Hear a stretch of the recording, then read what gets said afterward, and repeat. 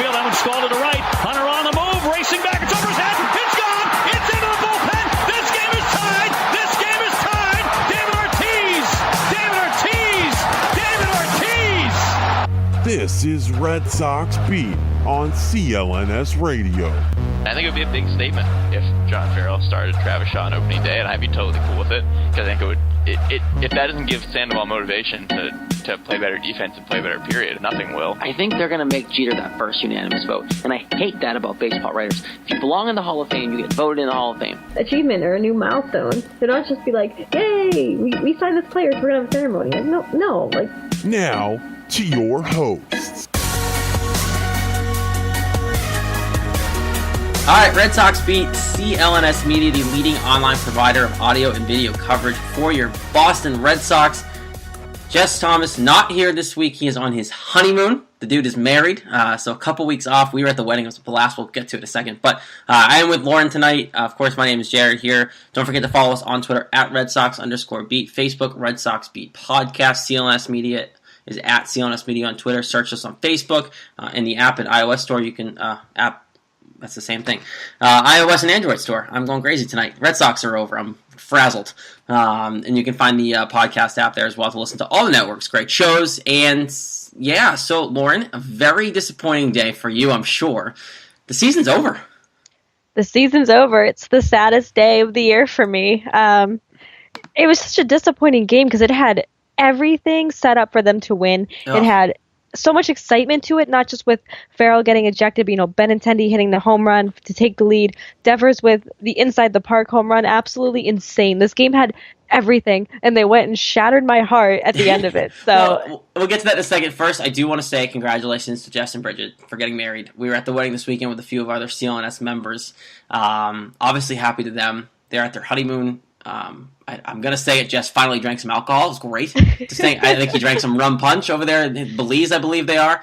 It's fantastic. Yep. Lauren, it was a great wedding and very happy for both of them. I'm next year, so I'm going to be doing the same thing next year, but it's awesome to finally see them kind of tie the knot.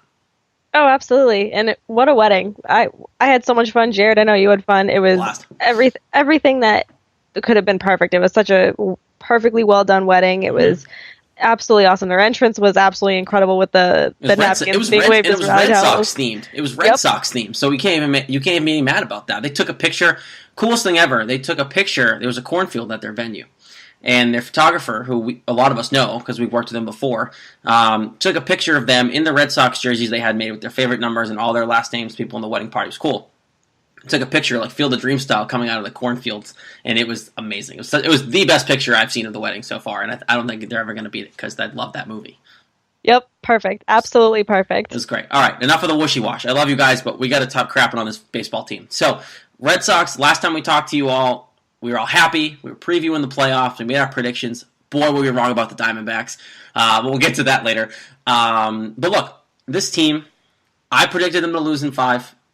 Those two predicted them to win the series, and I had my reasons, they had their reasons, but when you watch this series, Lauren, it was frustrating because we had all these expectations, and the way the year went, the beginning of the year, they were expected to be, they were World Series favorites by far, or top 2 with Cleveland to go to the ALCS and fight it out for the right to go to the World Series, and you saw in the last series of the regular season what the Astros were. They're a phenomenal baseball team. They're well-built from the rotation all the way down to the number 9 hitter consistently through the end of the bench. They're a well-built team, and getting Verlander only helped that at the deadline, for sure. And he hasn't lost a game since he joined the Astros, which is insane to me. But that being said, you saw some struggles, and you're like, okay, well, it's the playoffs. We'll get over it. Chris Sale comes in game 1, stinker. Doesn't even get out of it. He pitches like crap. Game 2, Pomeranz, your guys is Binky, and I'll get it. He won me over this year. Didn't even get out of the second inning. Drew Pomeranz, terrible. Game 3 comes along, and Doug Fister, he's our savior. Doug Fister. No, it was actually David Price who was our savior in game 3. Fister couldn't get out of the first inning, second inning, and David Price comes in immaculate the way he pitched those four scoreless innings to get the Red Sox in a good situation. Makes me believe even more if his elbow was healthy, they would have let him start that game. But he wasn't.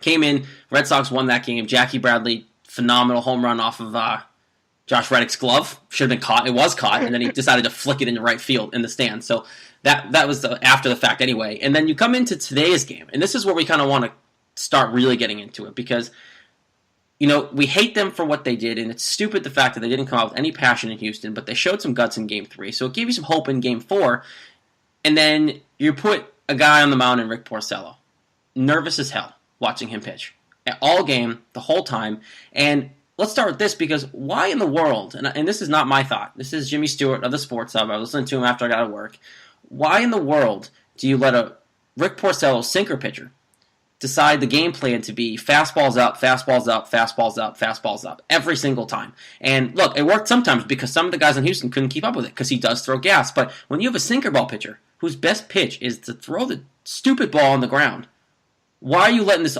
Houston offense even sniff the baseball in certain situations? Now, he didn't give up it didn't give up like 6 home runs, but at the same time, the game plan from the beginning was, like, what are you doing?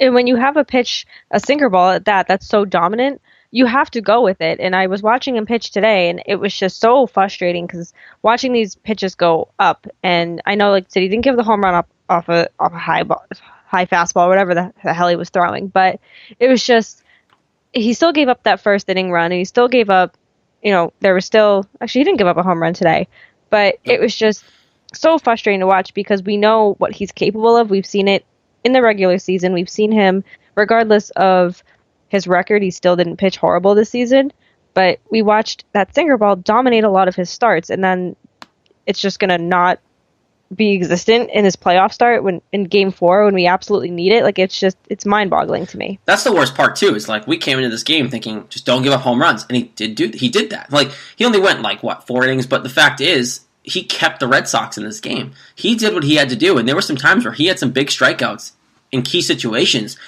to keep the damage down, and he was getting jacked up. Like, he was like, guys, come on, like, what are you doing? And I'll say it in a nice way, because we read lips on the TV screen. Like, he was mad, and you could tell he was kind of subtly directing at the offense, because second inning, bases loaded, nobody out, can't get a run.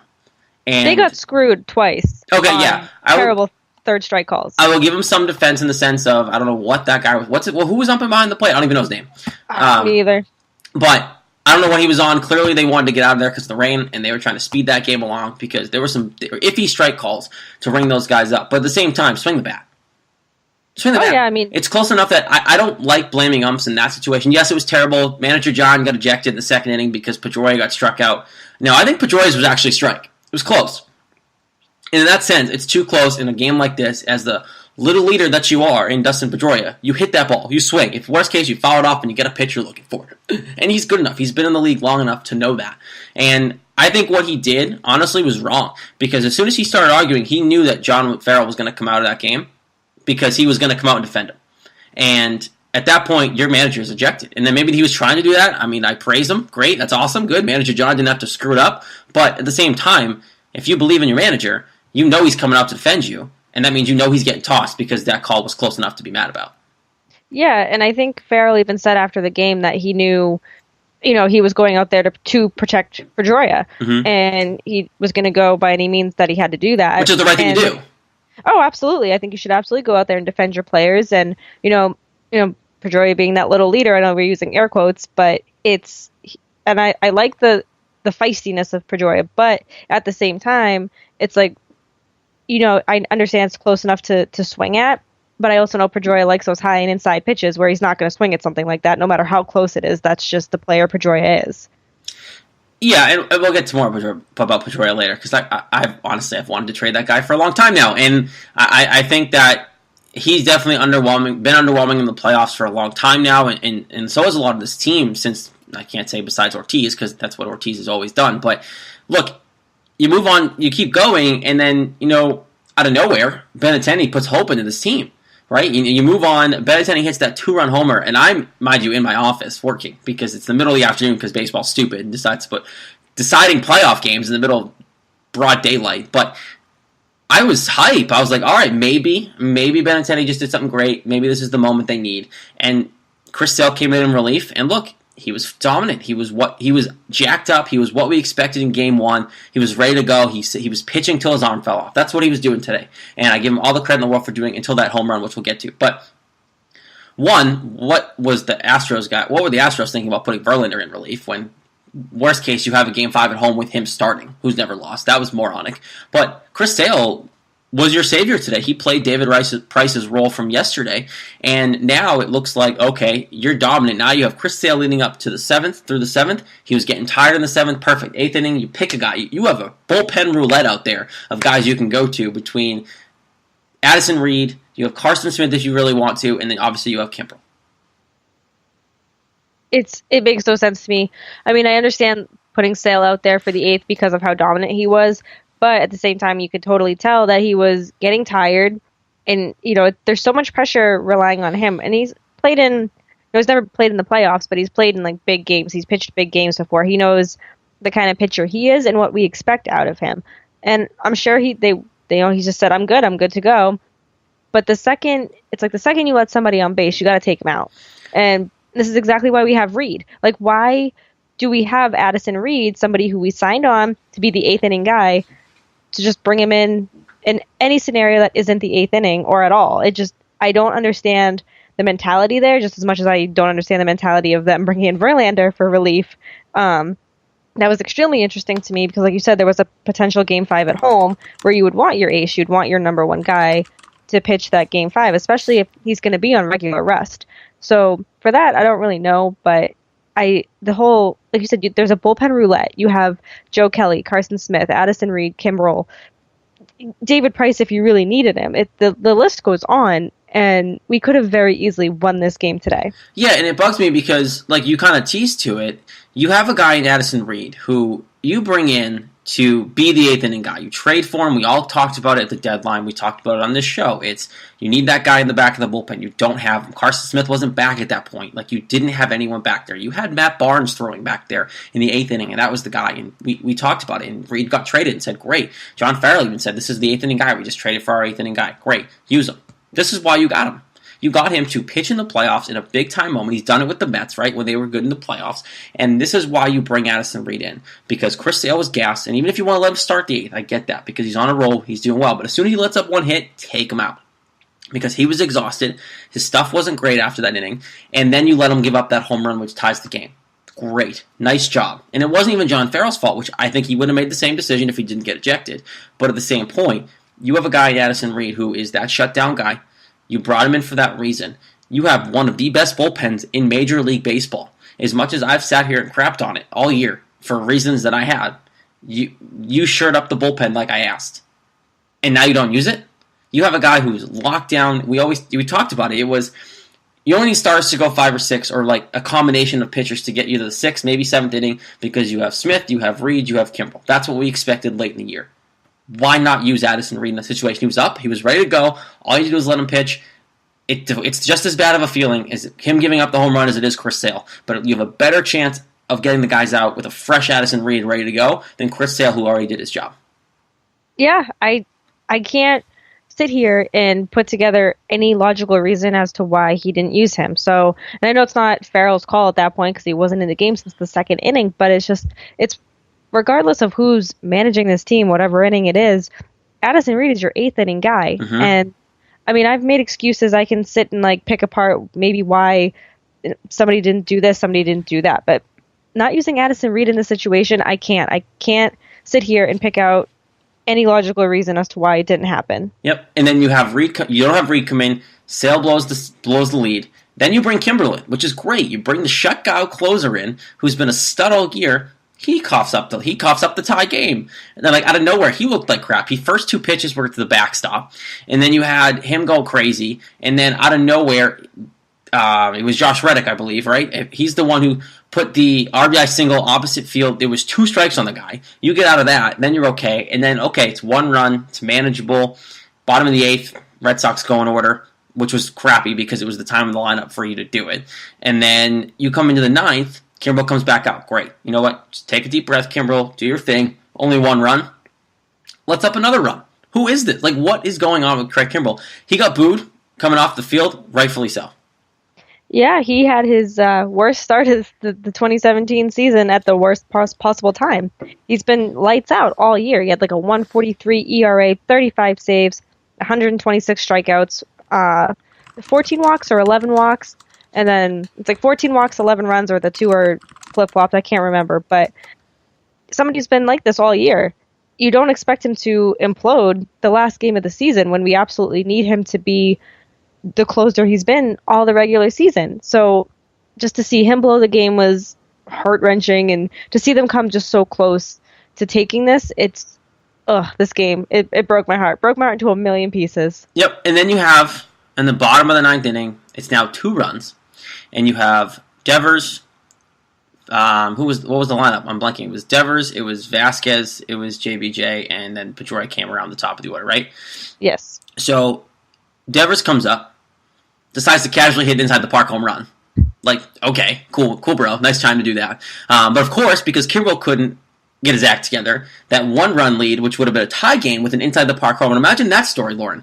Out of nowhere, the Red Sox bullpen blows it. Chris Sale blows it. 1-run lead. The kid, out of nowhere, comes up, hits an inside the park home run to tie the game. You probably go into extra innings at that point and probably force a game 5 because of the way that stadium would have been rocking. And the stadium was crazy when it did that. But because the stupid bullpen can't do what they're supposed to do or even get the right opportunity to do what they're supposed to do, now it's still a 1-run game because of that. And then the bottom of the order is terrible, so they go out in order because Pedroia's hitting like crap. JBJ and Vasquez aren't reliable enough in that kind of situation. And there you go. The season's over. So overall, this game had a lot to it. The series was pretty exciting for Game 3 and 4. Games 1 and 2 was a joke.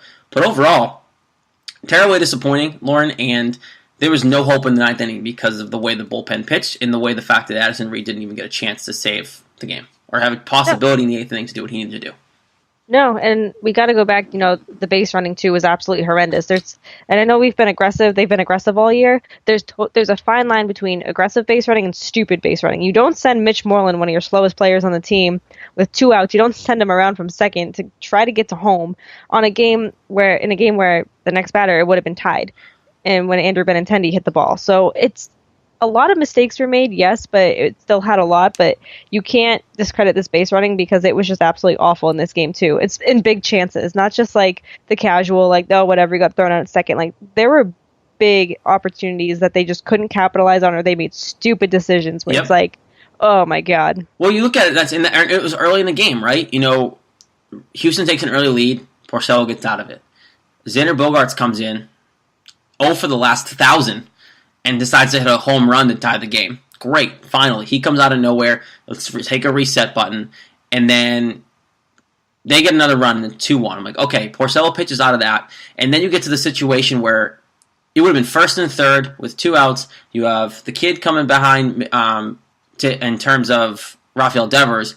And you decide to send the slowest guy on the team, if not one of the slowest guys on the team, to try to score when the ball barely makes it to left field, and think that's a smart play.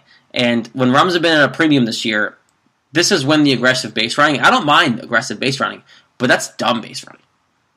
Yep, and it was just perfectly showcased today. And I'm all for aggressive base running. I absolutely love it, but you got to be smart on the base path. You can't be, and the Benintendi getting picked off at first out in the JBJ liner. There was Mitch Moreland going from second to home. Just a lot of bad mistakes that really cost the Red Sox some runs, and it could have been a whole different ballgame had they just been smarter with it. So, Lauren, I wanted to ask you this because obviously this game had a lot to it, and Rick Porcello started and didn't do much, but he did keep you in it, and the offense didn't do much for him. But the one thing that kind of got me was they weren't going to start Chris Sale today. They stopped the consideration because of the rain and the possibility of not being in the whole time because of the long wait, which I get. But then you let Chris Sale pitch for 4 innings, which he did well, and it was the right choice. But why couldn't he have just started the game? If you knew that he was going to be available to pitch 4 innings with that much time, and you knew the rain was a possibility as soon as you put him in. He was already up. The rain was a possibility. They said they had that window to play in, which thank God it actually didn't get rained out, even though it probably would have benefited them a little bit. But look, why in the world? I understand that you want Chris Sale to maybe have the opportunity to come in relief in case you need him, or you want him fresh for Game 5, but there is no tomorrow. Now the season's over, and you let Rick Porcello go out there when he probably shouldn't have. I would have started Chris Sale because at this point, if the radar says okay, and you're going to think about pitching him later on anyway, the rain's only going to get worse. So if you're going to let Sale pitch in the 3rd inning, why not just let him start, redeem himself, and maybe you have an early lead, and maybe this changes, and that's something that I look back at, and I don't know about you, Lauren, but I would have started Chris Sale today. Yeah, I mean, I understand wanting to pitch him potentially in a game 5 situation where he could be on, 5 days rest, blah, blah, blah. There's all these excuses. But I feel like in a do or die situation, you go with Chris Sale. I don't understand, I understand not being on regular rest. I understand the fatigue and wanting to really be careful with him because he is your ace. He's your number one guy. But that being said, right there, he's your number one guy. You got to go to him. You're on the brink of elimination. If you can get at least 4 innings out of him, like you did today, if he did what he could do today, and then the bullpen, did what they've done, they would have won this game. I wholeheartedly believe that. Even if you flip it, because you have Drew Pomerantz behind Chris Sale. As much as he wasn't good, I still would have trusted Drew Pomerantz in a game 5, especially seeing David Price would have been available. Right? David Price would have been able to pitch a game 5 if he needed to out of the bullpen, especially because it would have been do or die at that point. If you start Chris Sale and he goes 5-6 innings, if you really need someone to relieve longer, then put Porcello in, right? Because then you only need him for an inning or 2. Maybe you can get out of a stretch, but now you're trying to rely on this guy to pitch consistently, and that's not going to work. If you flip it, it just changes the mentality. Chris Sale can be that bulldog, go in, start fresh. Have Rick Porcello if you need him, but if Chris Sale comes out and pitches well, now you don't have to see Porcello touch the mound, and then you can use the bullpen. And this goes back to me believing that the fact that they put one of the best bullpens together in the league and pieced together at the deadline, Addison Reed, Carson Smith came back. Lauren, it all goes back to the fact that they just didn't trust their bullpen, and that showed because Chris Sale had to come in and they wouldn't put Addison Reed in. And if they really trusted their bullpen, Chris Sale might have started today. Yeah, and like you said, there's no trust, and it goes to show. I mean, I understand David Price has been phenomenal out of the bullpen, but you have to. Carson Smith, why wouldn't you trust him? He's been fine all season. Addison Reed, your 8th inning guy, he doesn't see the 8th inning. So, and there's a lot of questions surrounding this team going into the offseason, but I mean, especially just like you said, I mean, I don't get it. There's no trust in this bullpen, and a bullpen that's been absolutely dominant all regular season. Even before Carson Smith, I know there was some struggles here and there, and the whole Matt Barnes thing, but I mean, I thought Farrell really made a statement by not putting Barnes on that roster and really putting trust into the guys he chose. Yep. And obviously, it's just like, oh, okay, you obviously didn't. And what else doesn't make sense is, and we can dive a little bit more into this too a little bit in a second here because I want to talk about John Farrell as a whole, but why in the world did it take until Game 3 to have Hanley and Devers both be in the starting lineup? Hanley wouldn't have played Game 1 if it wasn't for Nunez getting hurt, which we all could have seen coming. Hello. Hanley Ramirez then gets to come in and play, and he was good. And then Devers didn't start Game 2, which I don't understand. And they put they let Devin Marrero play on the road in a playoff game when you have Rafael Devers sitting on the bench. And then finally, after you could lose a couple times, 8-2, then does it make sense to let Hanley and Devers play together? And oh my God, look at that. They were the reason why you won Game 3. And look at that again. Hanley went 4 for 4. Game 4. Devers comes out of nowhere, good hit, inside the park, home run. Hanley rakes, shocker there. I don't understand. He can try to explain all he wants, but this is one decision that really set them behind, and they obviously couldn't recover. No, and I wish I could remember who tweeted this out, but they were on vacation, and whoever tweeted out was like, I just got off a plane, and I come to find out that Devin Marrero is starting a playoff game. Like, what a time to be alive. Yeah, I remember seeing that. I don't remember who it was, but I'm just like, it's so true. Like, you have, why are you sitting Devers and Ramirez? Ramirez is, I understand, he's not Mr. Clutch. He's not David Ortiz. He's your best hitter, though. He's your best hitter. And this is the thing where it's like, if he's going to, if you need to let him produce, you need to let him play. He's not going to be able to just come in and expect a big hit. No, he's going to be pissed off. And, it showed when he started hitting the ball in the game where he wasn't benched all of a sudden. And, it's just, this whole thing is extremely frustrating. And I don't know. I don't know what to do about, Ramirez in the whole, I just don't know what to make of it. I want to be inside Farrell's head for one day. Oh, God, I don't want to know what's going on in that head, but because I don't know if there's anything up there. But look, Hanley Ramirez is clearly your best hitter, which is not good considering the way he played all year. But that's what it is. He's your best hitter this year because you didn't go and get a bat. You didn't even make a run in Encarnacion. And now this is what you were dealt with. And I think half the reason why Hanley didn't have a great year overall was because of the fact that he didn't have Ortiz. Look, and it's not just because of the leadership. Ortiz was the guy that helped Hanley get more pitches, helped Hanley be more consistent because they knew that not pitching to Ortiz meant going to Hanley and vice versa. It was like that. It wasn't as successful, but it was like Manny of Manny and Ortiz back in the day. It was a 1-2 punch that you didn't want to pitch to. So this year, Hanley has that opportunity in the game, and yeah, we can call him not clutch all you want, but the dude cares. I'll give him that. He comes out with that Believe in Boston flag. He puts out there that he'll cut his dreads if they win the series. And I would believe it. He probably would have done it. But I overall just think that this guy cares, and I'm very excited to see him play next year, especially if they can get him a bat to go alongside him, and which they really need to do. But I think overall, Hanley gets screwed in this situation, and yeah, maybe it was to do a little wake-up call, but I don't think Hanley needed a wake-up call. He just needed an opportunity. Yeah, I think that's what it is. I mean, we kind of knew what we were getting with Hanley. We saw him, obviously, a disaster in left field, but then we really saw him have a lot of fun at first base. So I know we had really high expectations of him going into the season where we knew he was going to be more of a DH than a first baseman, but he needs that opportunity to just come up clutch. And I just feel like he's an emotional player in the sense where if you're going to bench him, he's going to be like, okay, whatever. Like, I'm not going to, if you put me in, I'm just going to half-ass everything and just kind of do whatever.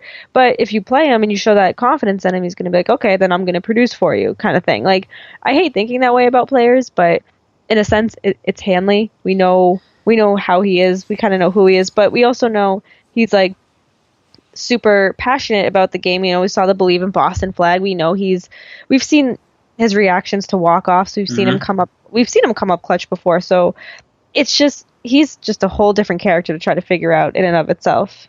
But see, that's a good thing. I love the character of Hanley, and I think that with the right lineup surrounding him, he can be that great player. He can't do it on his own. He can't be the guy with being the only bat in the lineup. Now, next year, maybe can Devers protect him a little bit more because of the way he potentially can play? Yes. But I think they need to go out and get a bat to help him. And I don't think, Sam Travis might play next year if Mitch Moreland doesn't come back.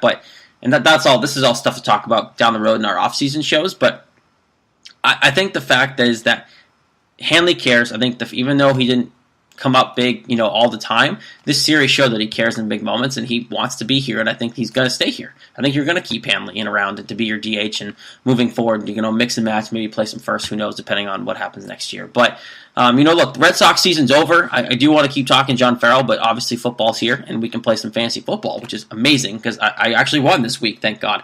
But if you didn't win, you can go to FanDuel, and guys, it's free. You're starting at $1. You can play some other contests, but if you use our promo code RedSoxB, you're going to play for free if you're signing up. So, it's for everyday fans. New contests starting every week. You're not going to have those busted seasons. All you got to do is pick a contest, choose your team, and watch your score real time. I did not do well with FanDuel this week. I will tell you that right now because, man, did I pick the wrong people. But it doesn't matter. I'm not stuck with them, right? I'm going next week. I'm playing somebody else, and I think I finished next to last in our listener league. I will admit that over the air. It doesn't matter because next week I can finish first and with different players. Who cares, right? Lauren, it's fantastic, and it's a nice way to especially distract us from Red Sox being done. Oh, absolutely, and it takes away. I have Houston's defense in one of my season-long leagues, so JJ Watt, bye-bye. Yep, just goes to show that these busted seasons I've had. I'm in 4 season-long leagues, and these injuries are just killing me this year. Piling up, same here. That's the beautiful thing about FanDuel, where it's like I had Greg Olson one week, and I was like, nope, bye, like. Sucks to be you. Like, speedy recovery, but you're not going to be on my team next week, so it's okay. Yep. But nope, FanDuel's great. I don't care how bad I do in our listener league, but I don't have to worry about it because next week I'm like, oh, okay, brand new team, new week, new team. New week, new team. It's a great model to have with FanDuel. Over 2.5 million players have won a cash prize playing fantasy sports on FanDuel. All you got to do is sign up today on FanDuel.com, click the Join Now button, and use our code RedSoxBeat. You get to try FanDuel for free with no deposit required. You visit FanDuel.com, claim your free contest, and play for a share of $10,000. Just sign up for using our promo code RedSoxBeat. That's FanDuel.com, promo code RedSoxBeat, void where prohibited, and it's been fantastic for everybody playing along. And like I said, doesn't matter if I was next to last. New team, new week. Love that motto. Let's keep the Red Sox conversation going because this is the guy that I've been waiting to talk about.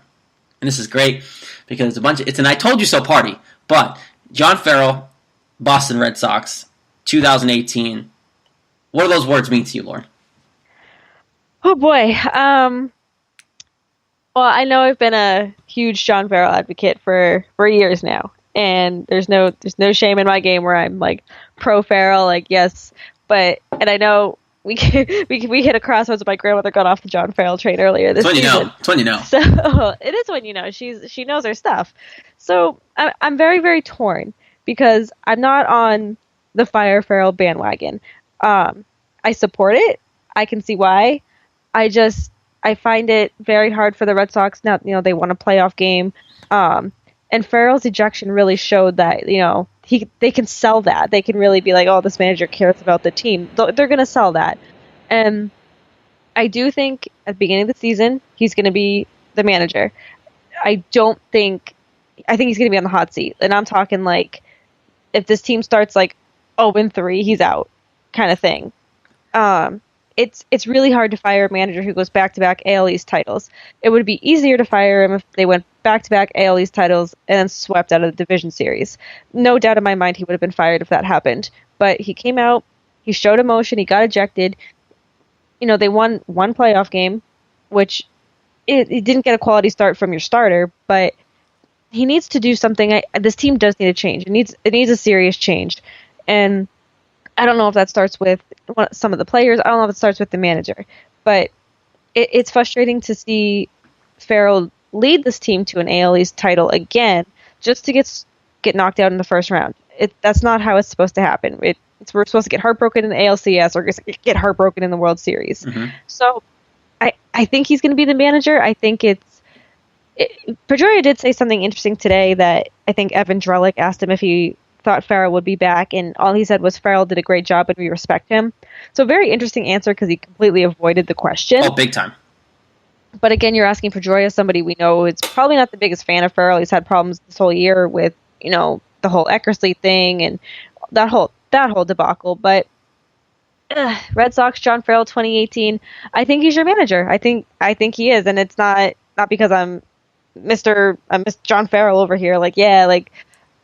But it's because it's so hard to fire a guy with what he's accomplished. And I know he's had crappy seasons, but especially after the World Series, there was really not much to celebrate until last year. But it's going to be a very, very interesting offseason. There's a lot that goes into this kind of decision, and I'm not surprised by your answer. But there's really two options for the Red Sox. We all know my stance. It's bye-bye. See ya. Have a good life. Don't let the door hit you on the way out. But they really have two options. It's you fire him now and you let the party begin, or you give him an extension and stay behind. Because there's no more of this coaching on 1 year, dwindling, getting 1 year extensions and seeing what happens. It can't because there's too much uncertainty. If the players know this is the guy, they got to buck up and respect him and play for him. If he's not the guy, kiss his ass goodbye. That's the way they have to do it. Because if they believe in him enough, if Dombrowski wants him here, I think Dombrowski wants him here because it's a scapegoat for any mistake he makes. Because everyone hates John Farrell so much that if he can do a decent job and they can bring in talent, then anything that goes wrong, it's John Farrell's fault. Which you notice, right? Not that many people are blaming Dombrowski on any of this. Most of the people are blaming John Farrell for mismanaging this team this year. Now, people who watch the game, like we do, might put some crap on Dombrowski for trading the farm or not having a bat on this lineup, but again, most of the blame goes to John Farrell as the manager. So I think there's two options. You give him that extension, you make him your guy, you stick with him, and then you say, players, this is it, you deal with it. This is who our guy is. Or you say goodbye now, you deal with it, and then that's step one to moving forward to getting a new bat, getting another pitcher, helping this team progress forward because Houston's a better team. They went out and got Verlander. You probably could have went out and got Verlander. They didn't pay that much for the guy. And yet Houston goes and gets him, shores up their rotation, and boom, look at that. They're going to the ALCS to maybe face the Yankees. Who knows? They're going to a Game 5. They did what they were supposed to do. So, look, this Red Sox team just needs to figure out what they want to do and what they want to be. If they really believe in John Farrell that much, I think it's the wrong decision. Sign him. Make him their manager. Ignore it and just stop with the questions. Because, Lauren, I know you agree with me on this. It's every time you give him a year, and by year, it just makes it more confusing for him, for us as media, fans, as well as the players. Because you have Pedroia, you have Hanley, you have these guys who have been here under Farrell, who don't like him, aren't sure if we play well, is he going to stay? If we play like crap, is he going to get fired mid-season? Like, if there's an extension and they disagree with him, well, they know, crap, we got to figure this out because he's our manager.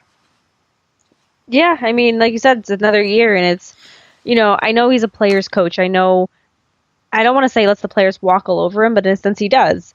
And, but I do think the players respect him. I do think that they do understand that that's their coach. I just don't think Farrell has a strong enough voice for the group of guys that he has, and it's starting to become quite evident. Well, of course he doesn't. Look what happened to David Price. That wouldn't have happened with most people. If that wouldn't have happened to Cheeto, that wouldn't have happened with Bobby Valentine as much as I hated the guy. Like that wouldn't have happened with David Ortiz here either. No, yeah, David Ortiz not being here is a big thing with that leadership, but that also shows to you how much factor the fact that John Farrell isn't a leader in this clubhouse. The fact that David Ortiz needs to be here for that to happen. When you have a management, their staff, someone should have stopped that. And the fact that it needs David Ortiz to do that, that's where I say, okay, there needs to be some changes. So let's play the game that they do fire the guy, because it seems like that's kind of where they're going. And if they don't, we can obviously recome assess. We're going to have shows all off season, so we can reconvene then. But let's play the game that they do fire the guy. What's next? Because you look up and down this lineup, Hanley is your best hitter. The offense was stagnant all year. They couldn't get runs in good spots. They were last in the league in home runs by a wide margin. In a year that I think Major League Baseball, I'm pretty sure I heard this earlier, that saw the most home runs in the history of the league this year in one season, and the Red Sox still couldn't produce hitting home runs.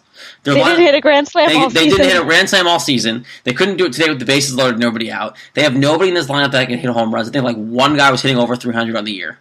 It's one of those things where the pitching isn't the problem. And that's one thing we've been complaining about for years. It's the pitching. They fixed the pitching. They shored up the bullpen. They have starters who are comparable. And you're going to get Steven Wright back next year. You're going to have healthy David Price on another contract. He's got at least one more year in the Red Sox uniform. Sorry, fans. You got to have to deal with him. And I don't mind if he's healthy, right? If he's healthy, he technically still has like 4 more years on his contract if he decides to stay. So I overall think that the next step for this team is find me a hitter. Yeah, and there's plenty out there that are going to be free agents after the playoffs. There's a lot riding on this offseason. We need that bat. We need that power hitter. We go through this lineup and we don't have anybody who's a real threat. It's not like, oh boy, he's coming to the plate, here we go. They don't have that David Ortiz factor where they're nervous to pitch to him. I think, Andrew Benintendi's going to give some of that threat in a few years as he gets older and matures more. And absolutely Devers. As they mature and get older, they're going to be not that huge threat, but there's still going to be a big threat coming to the plate. But they don't have a Stanton. They don't have a Mike Trout. They don't have a Bryce Harper. They have Hanley Ramirez, but he doesn't produce that kind of threat the way that Harper does coming to the plate when he's healthy. I'll throw Stanton out there because I know that's going to be a big name this offseason. They don't have that big threat, and I feel like every team has that person, and it's just like, oh, it's the Red Sox. They don't. And they have good players, but they don't have. We had Ortiz, and he's gone. That's who our threat was for years, and this is something that the team's not used to, right? They've been set at that spot for years. With Manny, Ortiz, they were set. They've been set since Ortiz got here, and they haven't had to worry about it. They could build around Ortiz, put people behind him. Like Hanley and Ortiz were fine. Devers and Ortiz would have been fine. You have Ortiz, not here. Now what? And you really have to decide: do you think you can get Bryce Harper, Manny Machado, as free agents? Probably not. Bryce Harper is probably pretty set on going to the Yankees, if not staying with Nationals, depending on how they do between now and then. It's a realistic possibility, right? I know, it is. And it hurts, but at the same time, Red Sox ownership knows that. Dombrowski knows that's a possibility. Don't you want to get ahead of the Yankees? Either trade for him now or get something to make your lineup worth it? Because if you put Bryce Harper with Gary Sanchez and Aaron Judge, hello, bye-bye. You're going to be second for a long time. I would say World Series champs for the next 4 or 5 years. Easy. That's a rebuilt dynasty. That's a rebuilt dynasty if Bryce Harper signs with the Yankees. So that's scary. You have to keep up. And Bryce Harper's a free agent after next year. So he has at least one more year, and so that's the same year Machado's up. So really it's a decision of, do you wait and see what happens?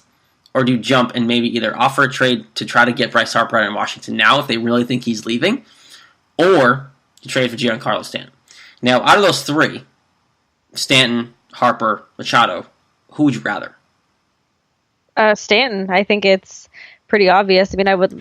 I'd love to have Harper here. I know I crap on him as a person, but I think he's a fantastic baseball player. Having the Flow in a Red Sox uniform, oh my god. Oh my god, him and Benintendi. Oh, the Flow Bros. Flow brothers. Not even the Bash Brothers, the Flow brothers. That would be a t-shirt waiting to happen. Oh, I'd want to see those hair flips all day. Oh, and they all play in the outfield. It'd be a nice dance party out there with the Flow. It'd be great. Oh, now I really want Harper, but I think Harper, Mookie, and Benintendi all dancing in the outfield. How fun. That would be a lot of fun. I'm in. I'm sold. I think you just sold me. But I think, at the end of the day, I want Stanton here. I know there were kind of talk about him coming at the trade deadline, and it was right after either the Celtics got Kyrie. I'm pretty sure it was right after they got Kyrie, and when they traded for Nunez, and everyone's like, oh, they traded for Stanton. There's got to be something, like, it's huge, blah blah blah. And obviously it was just Eduardo Nunez, who's somebody else that the Red Sox have to consider for next year.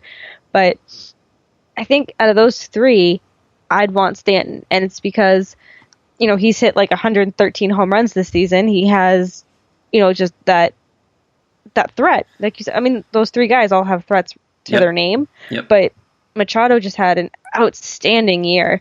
I mean, all those home runs, all those RBI, he just had an absolutely fantastic, phenomenal breakout year.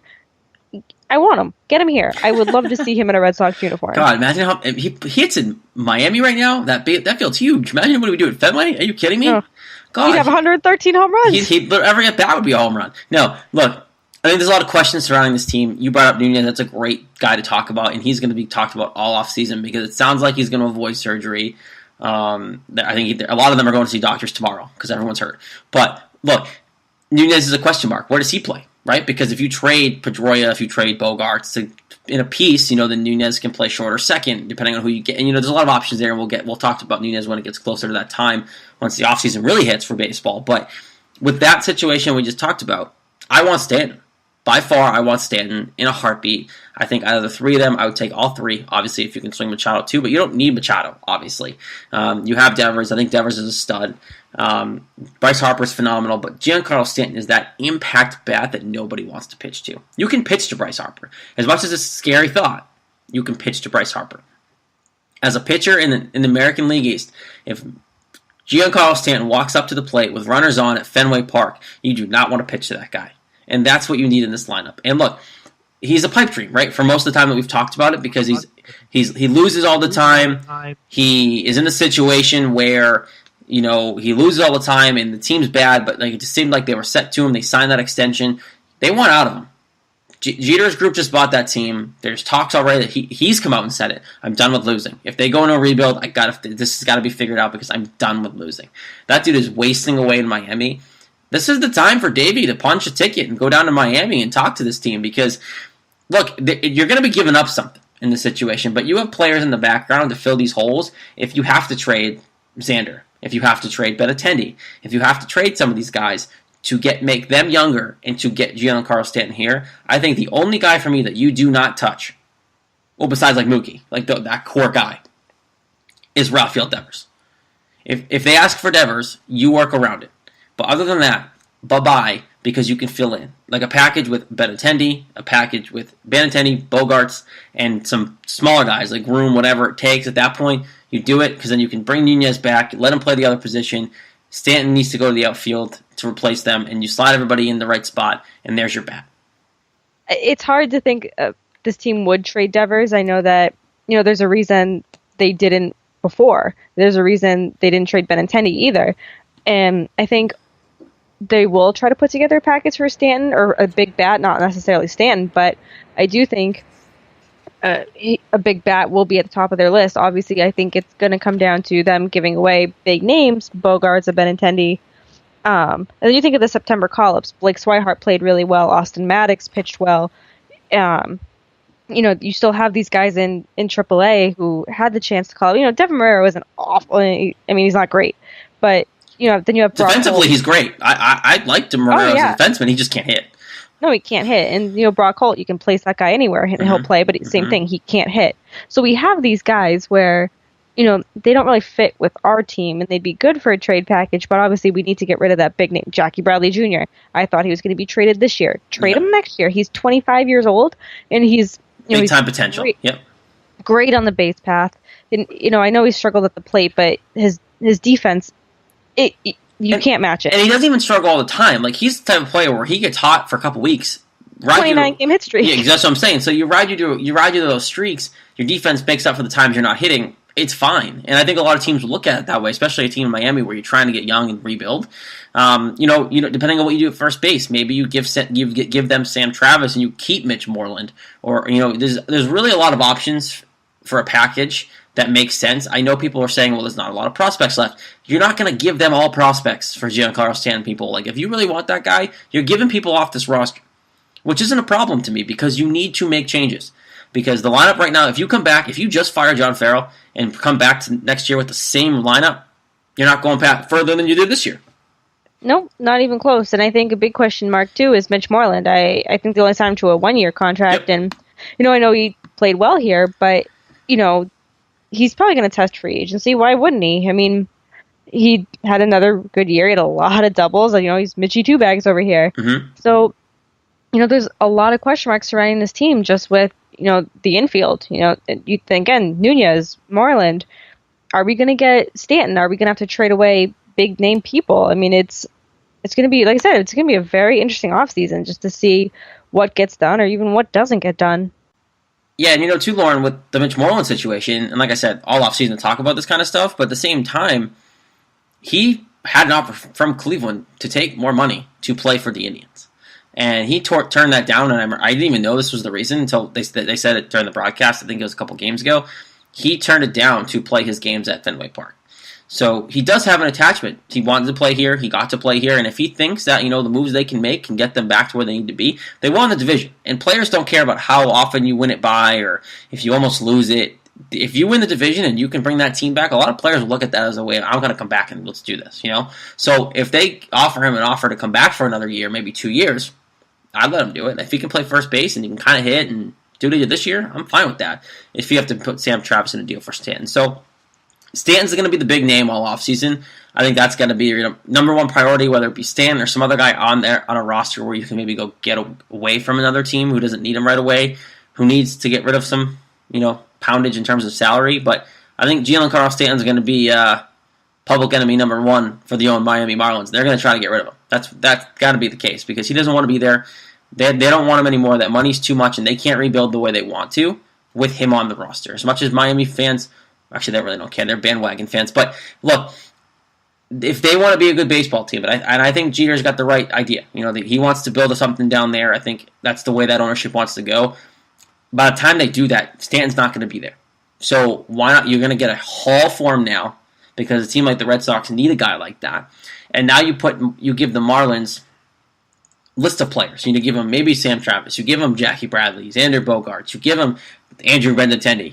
You put all those young kids down in Miami, that's a team to go watch because that's talent that you're taking off a first-place team and sticking it in Miami. That's a quick rebuild for a team trying to shed some salary and still get some talent. Yeah, and I think Derek Jeter's the right person to do it. I mean, he obviously knows the game inside and out. And, I don't know how he is in a role such as the one he has now, but obviously this offseason is going to show a lot. And it's not that, I always compare Stanton to the Larry Fitzgerald of the Arizona Cardinals in the NFL. Guy's just so good on such a crap team where it's give this guy a team where they can make the playoffs, potentially get him a ring.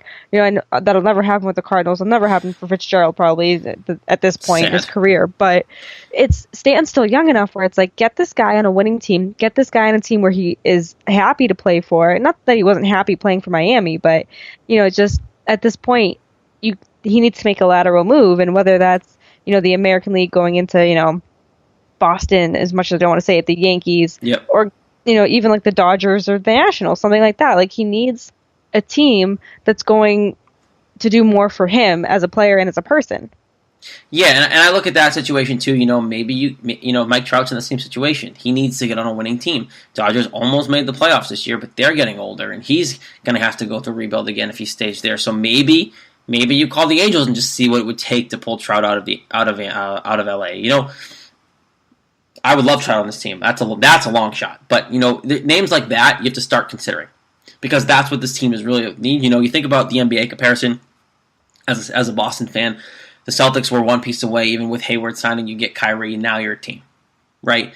The Red Sox are practically there. You have Hanley. Hanley's basically Gordon Hayward. You have pieces around it. You have a really good team. Go get Kyrie. Bring that stud to Boston, and that now we're talking. Because as much as I thought this team was good this year, and we all kind of sat here and thought maybe they can go to the World Series, I look at a team like the Celtics, who are not obviously the favorite, like the Indians are, right? And it's in this comparison I'm trying to make here. They they are a favorite, and they are truly supposed to be there. The Red Sox aren't really supposed to be there the way the lineup's constructed. We all wanted them to be there, or we all thought they might because of what they did. But at the same time, Houston finally had a good year again. They bounced back. They kind of surprised all of us because Houston was garbage last year. They didn't do well. And we thought, okay, there goes the Houston experiment, whatever. And then they came out of nowhere. Keuchel was healthy this year. They bring in Verlander, and they were that team that took that Cleveland Red Sox thing out of it. Because if it wasn't for the Astros, it would be the Red Sox and the Indians. Yep, absolutely. And I remember saying, last year and the year before, people aren't going to take Houston seriously in the American League until they do something. And here they are doing something, and people are starting to take them seriously. And, yep. It's the one thing where I can root for Houston is obviously, they had the huge hurricane devastation down there. So obviously, the power of sports. We've seen it here in Boston. We've seen it with the New Orleans Saints. So we know the power of sports is something that people just kind of come together for, and it's something they just kind of use to get away from everything that's going on. So I can take Houston seriously now because they're starting to really form themselves as a team, but now they're kind of coming together for their whole community. So it's hard to root against them at the same time. You're just like, oh, screw you, you kicked us out of the playoffs, so we're not going to be happy. Houston, fun young team, right? They built the draft. They were bad for years, and that's kind of what brought it off. So I love that Beltran came full circle and is back with them. That's a great story for him too. Potentially go for a ring. This is the first ALCS appearance ever for the Houston Astros. So obviously, they're finally proving it, and who knows, maybe they are playing the Yankees in the ALCS because, we'll get to that in a second, but the Yankees forced the Game 5 tonight. So Red Sox season's over. It's kind of depressing. And now we have to worry about, in this town, we got Patriots, Bruins started, Celtics are around the corner, so a lot to look forward to. And, as the winter progresses, as these shows progress, we're obviously going to talk a lot about offseason because it really does depend on what they do with John Farrell and take that first step. Before we move to around the rest of the playoffs, Lauren, just curious out of you, back to John Farrell for a second. When do we first hear rumors about John Farrell? How soon does something start to spread? Probably tomorrow. Love it. Let's do it. You think, the players already, but Pedroia's comment today, I think, it's really going to start tomorrow. Obviously, I don't think any moves are going to be made until after the playoffs, unless Dombrowski comes out and says he's our manager, blah, blah, blah. And I know that Dombrowski and Farrell both said they are unavailable to speak to the media tomorrow. So, give or take maybe Wednesday, rumors will really start. But I think, Dombrowski will do what he did last year. He'll come out and he'll say where Farrell stands with this team. I think we're going to find out very quickly Farrell's role next year, whether he's on this team or not. Mm-hmm. And, we know how Dombrowski is. He doesn't screw around. He's very right to the point. So I think, rumors have already been swirling around Twitter, like he's gone, fire Farrell, blah, blah, blah. But I think, real rumors start floating around, tomorrow, Wednesday, and then after the playoffs is when they're going to start heating up. Oh, I hope it's sooner rather than later. Even if they don't fire him, I just want him to sweat it out a little bit. Can't wait. I hope they do. Obviously, I hope they fire him. You all know that by now. But look, there's other baseball going on. We all know that, most people like ourselves here, Lauren, we're going to watch the rest of these baseball games because we love baseball, and it's going to be very depressing when it's over for the winter. So, Red Sox are done. Astros are moving on to the ALCS. They're waiting the Indians-Yankees series. Yankees did what they're supposed to do, Lauren. They're going to a Game 5 in Cleveland coming up here. They win 7-3 at home. They did what they're supposed to do. Tanaka pitched a gem in Game 3. Severino came out and pitched a gem in Game 4.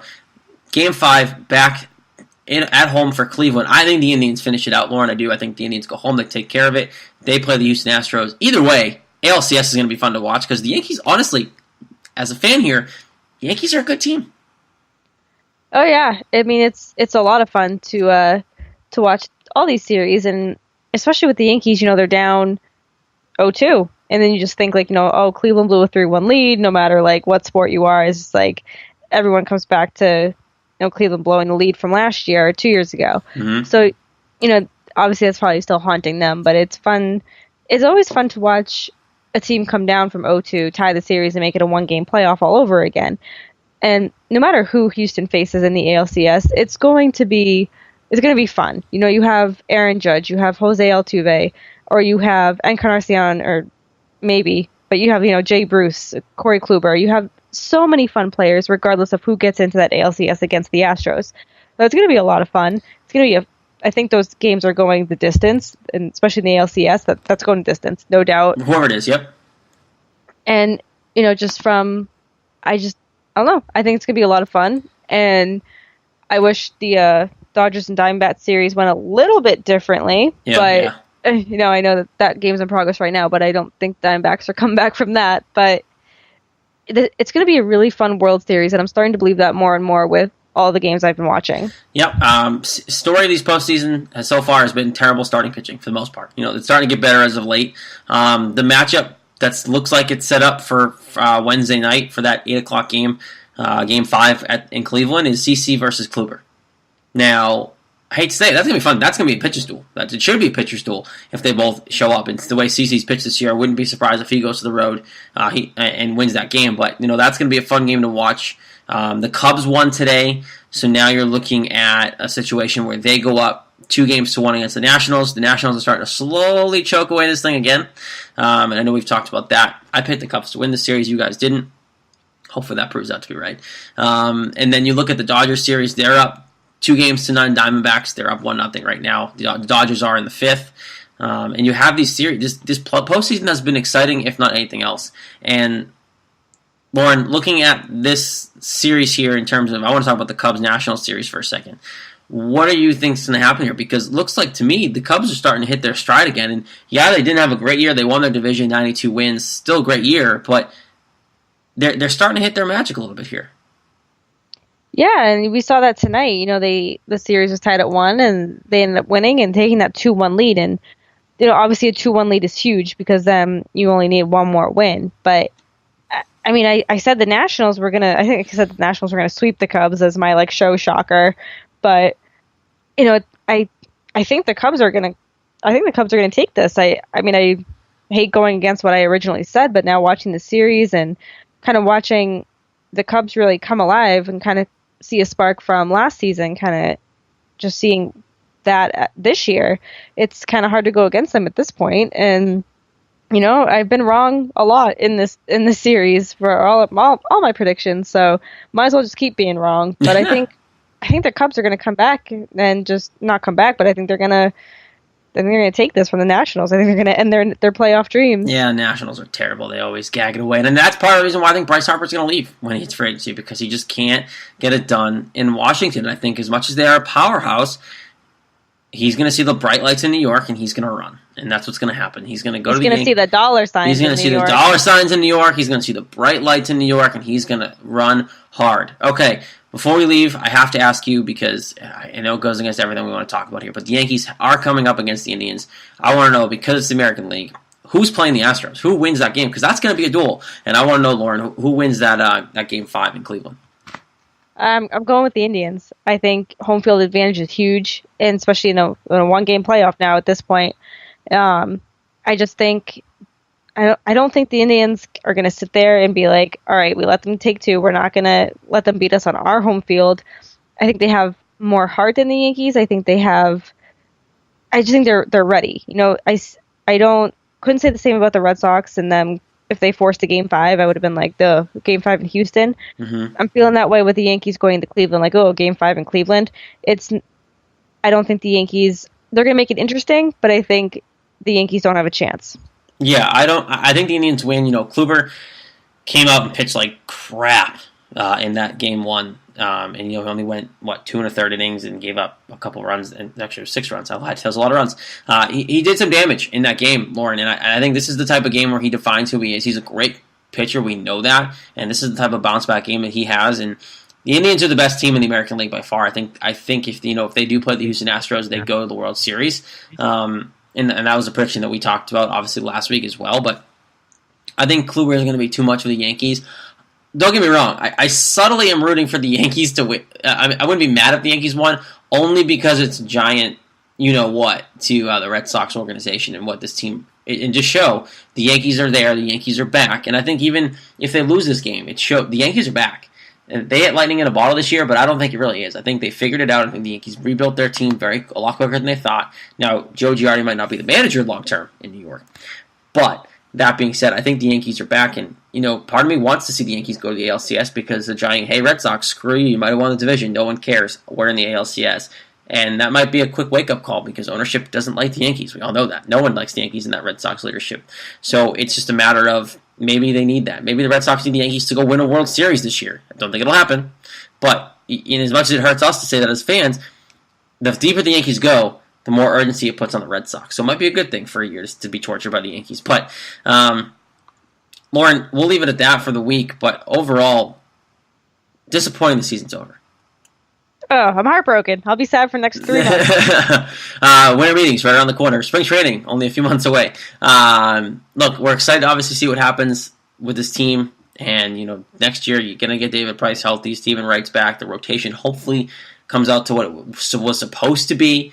Highly doubt Fisher's on this team next year. But, there's a lot of opportunities for this offseason, but something needs to be done with this team because right now, the way you're constituted, you might be able to win a division, but after that, you're going to start getting bounced in the first round. And this is not a trend that we like here in Boston. So, Dombrowski, if you're listening, fire Farrell, wake up, go trade for Stanton. Let's put some fans in the seats next year. And let's go win a World Series title with Chris Hale on the roster. I appreciate it if we do that.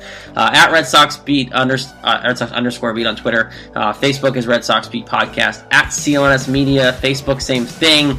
iOS, Android. Don't forget to rate, review, and subscribe to us on iTunes as well. And if you're on FanDuel, use the code Red Sox Beat. You're going to get your first play for free, and it's worth it. Trust me. Again, bots lineups are not fun, but you can reset it every week, which is a good time. We'll be back next week. Myself and Lauren, Jess, honeymoon, take 2, week number 2, so we will not see him next week either. Who knows if we have someone on with us. If not, Lauren, fireside chat with you. It's great every Monday night whenever we decide to do this. Until next week, that is Lauren. Red Sox season is over. It's okay. Enjoy the postseason baseball. There's plenty of it left to enjoy, and we'll be back next week.